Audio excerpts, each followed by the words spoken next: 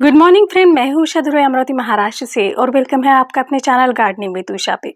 तो ये पूरा जो ओवरव्यू है मेरे गार्डन का है। तो ये सबसे ऊपर जो है मेरा टेरेस, ये वहाँ पे सिर्फ रेन लिली, वाटर लिली और फ्रूट के प्लांट है। तो इस तरह से अभी मैंने इन्हें रखा है और कुछ इसमें चेंजेस करने की अब सोच रही हूँ, क्योंकि मुझे लगता है कि जो रेन लिली है ना, वो सब की सब एक ही जगह पे आए।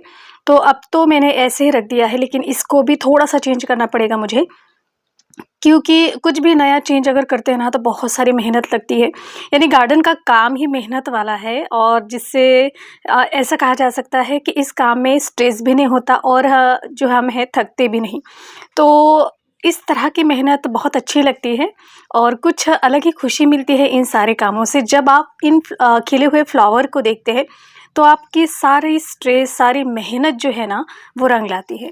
तो कुछ इसी तरह से अभी तक का जो है सफ़र, उसमें ये रेन लिली जो है ना, वो इतनी सारी ब्लूम हुई है मेरे यहाँ, और बहुत सारे ऑर्डर भी मैं डिस्पैच कर रही हूँ।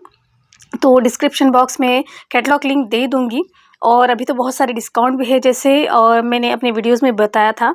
तो लेकिन ये जो फ्लावर खिल रहे हैं ना, इतने ज़्यादा खूबसूरत है, और हर एक न्यू वैरायटी जो मैंने कुछ फ्लावर नहीं देखे थे वो भी, और इस तरह से मैच्योर्ड बल्ब, बिल्कुल बिग साइज़ बल्ब आपको मिल जाएंगे। लेकिन कुछ जो वैरायटी होती है, जो बहुत छोटी होती है, उसमें मैं भी कुछ नहीं कर सकती, और बाकी जो बड़े हैं, यानी मदर बल्ब जो होते हैं, बिग बल्ब, वही मैं सेल करती हूँ, क्योंकि मेरे पास अब बहुत ज़्यादा क्वांटिटी है। तो ये सारे मैंने परचेज़ किए थे, और मैं अपने लिए जो छोटे पप्स होते हैं वो रखती हूँ, और जो मदर बल्ब है वो मैं सेल कर देती हूँ। इस तरह से ये देखिए कुछ न्यू वैराइटीज़ के लिए है, जैसे नोबेल गोल्ड। और कल की वीडियो में मैंने पूरा डिटेल रेन लिली पे वीडियो बनाया था, उसमें आपको सभी वैराइटीज़ की नाम और फ़ोटोज़ मिल जाएंगे। तो देखिए खिले हुए फूल कितने प्यारे, और इसका कलर कॉम्बिनेशन जो है ना, ऐसा लगता है कि बहुत ही आराम से ये सारा बनाया है कलर कॉम्बिनेशन भगवान ने। हर एक कलर इसमें इतना यूनिक और इतना ब्यूटीफुल दिखता है, बस आँखों को एक ठंडक मिल जाती है। और दूसरे दिन का ये देखिए, ये है ईस्टर्न पर्ल, और दूसरे दिन कुछ इस तरह से ये पिंक सा हो जाता है, जो बहुत ही ज़्यादा खूबसूरत लगता है। और एक न्यू वैरायटी ये है शुगरी बेली, जिसके नाम से ही पता चल जाता है कि ये कितनी प्यारी है। और ये है मिस ऑलिव, ये पिक्सी हार्ट, ऐसे बहुत सारे नाम हैं जो मेरे पास अभी कुछ 200-250 कलेक्शन होगा मेरे यहाँ रेन लिली का। और ये नाफिन, ये डार्क रेड रहता है, और इसका भी बिग साइज़ फ्लावर होता है, बिल्कुल स्लीपिंग लेडी जैसा। और ये टच लव। तो इनका कॉम्बिनेशन देख कर देखिए, ये दीवा, बहुत ही खूबसूरत, बहुत ज़्यादा खूबसूरत ये सारे फ्लावर लगते हैं। अभी जो मेरे पास आईडी नहीं थी, कुछ जो फ्लावर थे उनकी अभी आईडी भी मुझे मिल गई है, सभी के सभी ब्लूम हो चुके हैं। वैसे तो मैंने हर वक्त आईडी बना के रखती हूँ, लेकिन कुछ बार ऐसा हो जाता है कि काम करते वक्त इधर उधर हो जाता है। बहुत ही कम बार ऐसा होता है, क्योंकि मेरे से वहाँ यहाँ पे कोई नहीं आता। सिम्बा ऊपर आता था, और बिल्कुल ना हीरोइन के जैसे इनके ऊपर से चलता था। ये जो उसको घास लग रही थी, और जब ये बढ़ जाते थे ना, वो नीचे पैर रखता ही नहीं था, बिल्कुल एक एक ग्रो बैग के ऊपर ये चलता था। और बाद में तो कुछ ऐसा हुआ कि वाटर लिली के टब में भी वो जाने लगा, इसलिए उसका रास्ता तो मैंने बंद कर दिया है। और मॉस रोज़ के पौधे पे, यानी जो पूरी बड़ी टोकरी में वो लगे हुए ना, उसमें वो आराम से बैठ जाता था, क्योंकि उसे ठंडा ठंडा ठंडा सा लगता था, इस वजह से। और ये देखिए फ्लोटिंग का क्लाउड, ये बहुत यूनिक और बिग फ्लावर है इसका, और देखते ही देखिए कितना प्यारा और खूबसूरत लगता है। तो ये हुआ एक।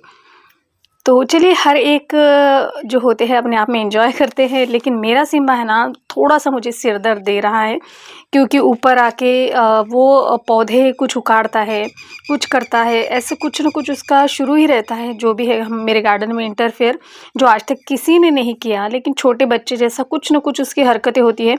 मैं जब पैक करती हूँ रेन लिली के बल्ब, तो वो लेके भाग जाता है, यहाँ-वहाँ वो टिश्यू पेपर फाड़ देता है, या कुछ ऐसी अब उसकी बदमाशियाँ शुरू हो गई है।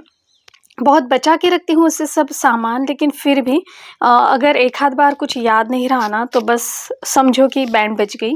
तो डबल से काम हो जाता है और कभी-कभी एक दिन ऑर्डर को लेट हो जाता है, क्योंकि वो बल्ब तो मैं यानी कस्टमर को नहीं देती, दूसरा फिर निकाल कर मुझे अप्रूव करके ड्राई करके भेजना पड़ता है। और ये देखिए, ये सबसे ज़्यादा फ्लावर देने वाली ये वैरायटी है लोटस की पिंक क्लाउड, येलो पियोनी। और इस तरह की कुछ वैराइटीज़ जो है ना, बिल्कुल फ्लावर के साथ लदे हुए रहती है। इससे पहले भी आपने 7-8 फ्लावर देखे होंगे, और ये छोटी-सी जो है ना, इसकी हाइट बहुत ज़्यादा नहीं है। मैंने ऐसी लगा दी थी जो बच गया था ट्यूबर, और मुझे पता नहीं था, और मुझे इसको अलग बड़े से पॉट में रिपोर्ट करना था। लेकिन मैंने देखा कि 3-4 कलियाँ इस पे बनी हुई हैं, तो कुछ फ्लावर खिलने के बाद इनको रिपोर्ट करूँगी।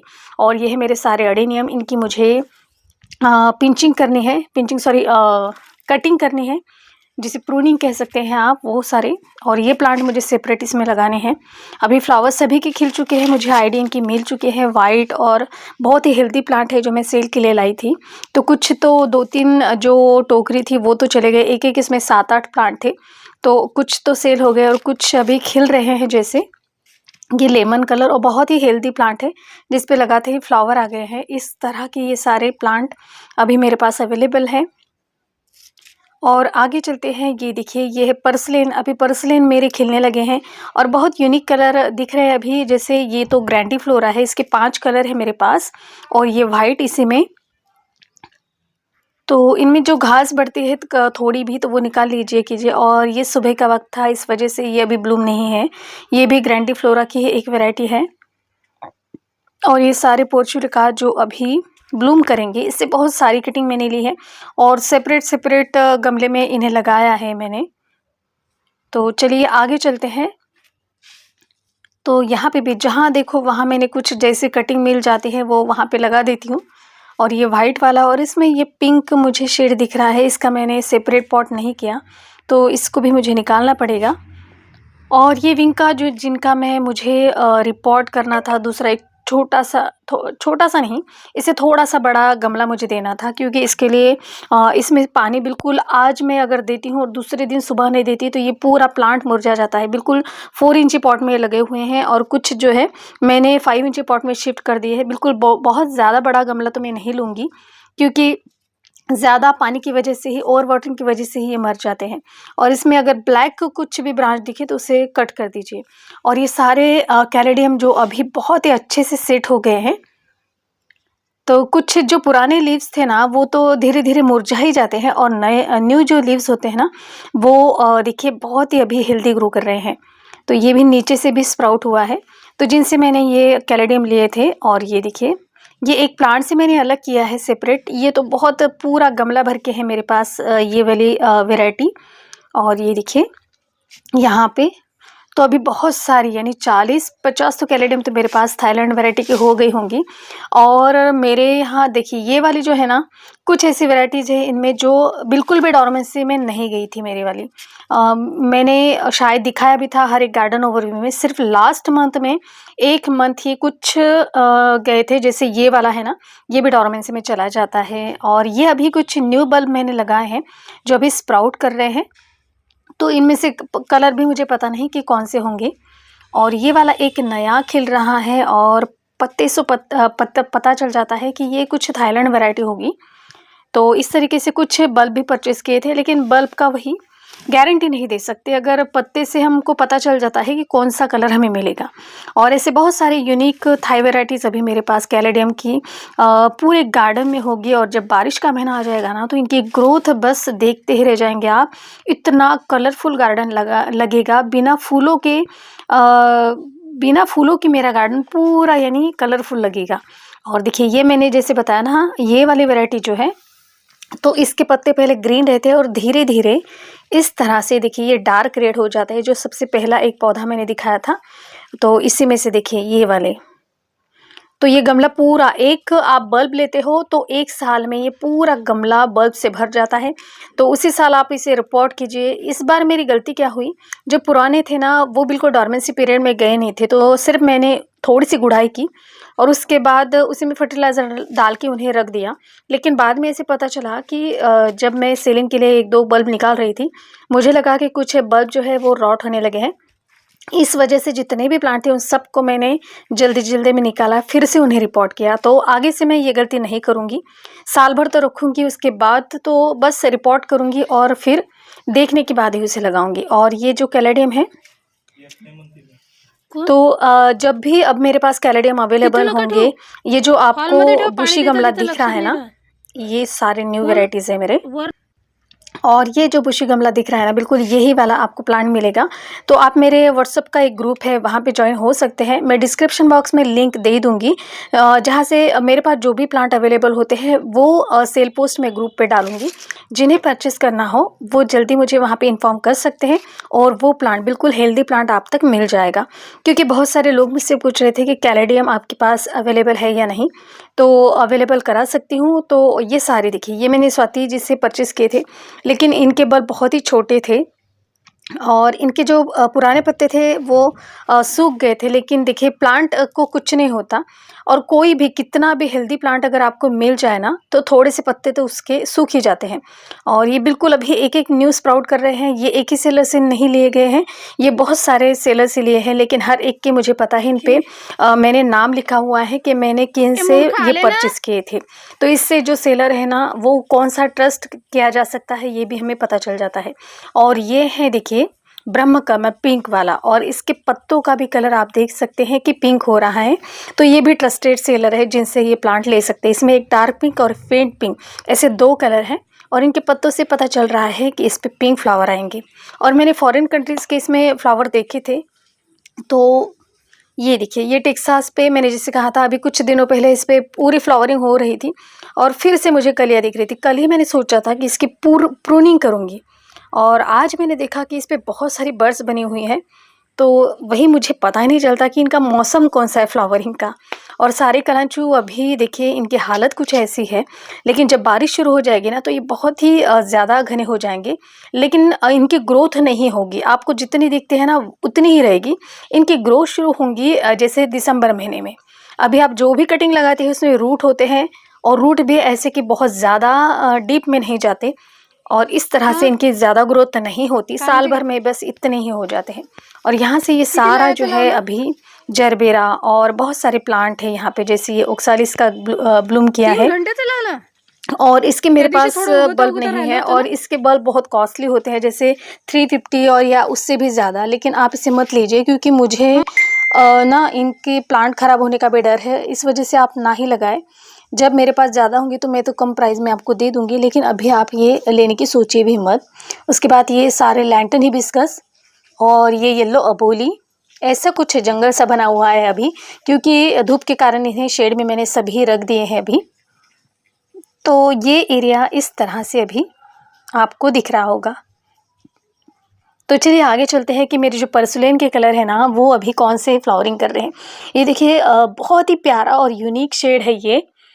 जब ये पूरा गमला इन फ्लावर से भर जाता है ना, बहुत ज़्यादा खूबसूरत लगता है। और अभी फ्लावर आना शुरू हो गया है, लेकिन फिर से मैं इनकी प्रूनिंग करूँगी। मैं इन्हें ऐसे नहीं रखूँगी, इनको मुझे फिर से प्रून करना पड़ेगा। पता नहीं इस साल लास्ट में ही फ्लावर दिखने को मिलेंगे, ऐसा मुझे लग रहा है। मेरी कटिंग तो लगाना अभी भी शुरू ही है, जैसे कि आप देख रहे होंगे।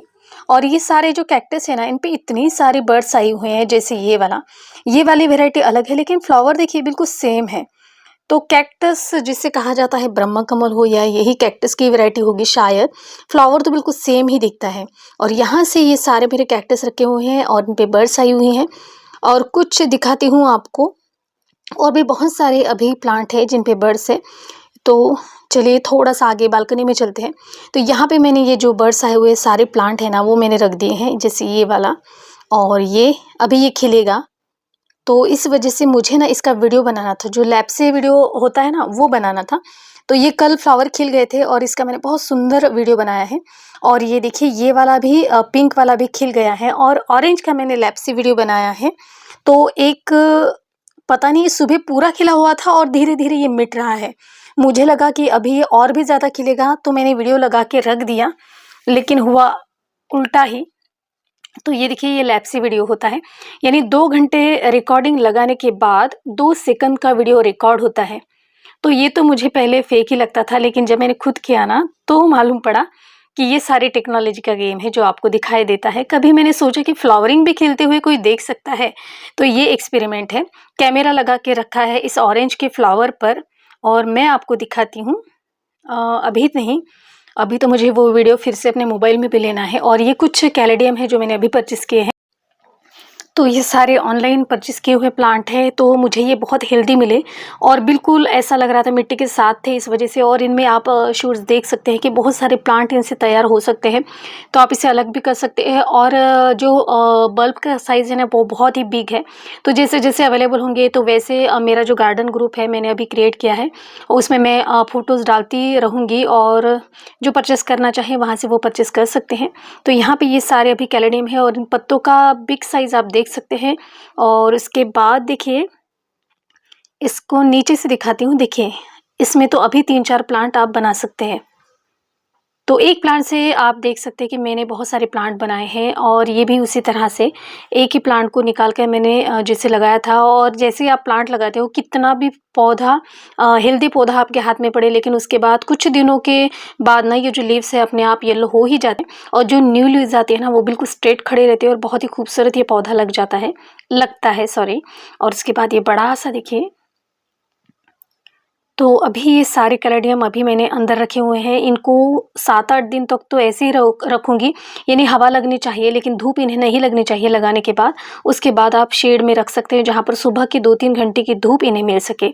और इस तरह से आप कैलेडियम जो है वो अपने आप प्रिज़र्व भी करके रख सकते हैं फ्रिज में, जैसे मैं रखती हूँ।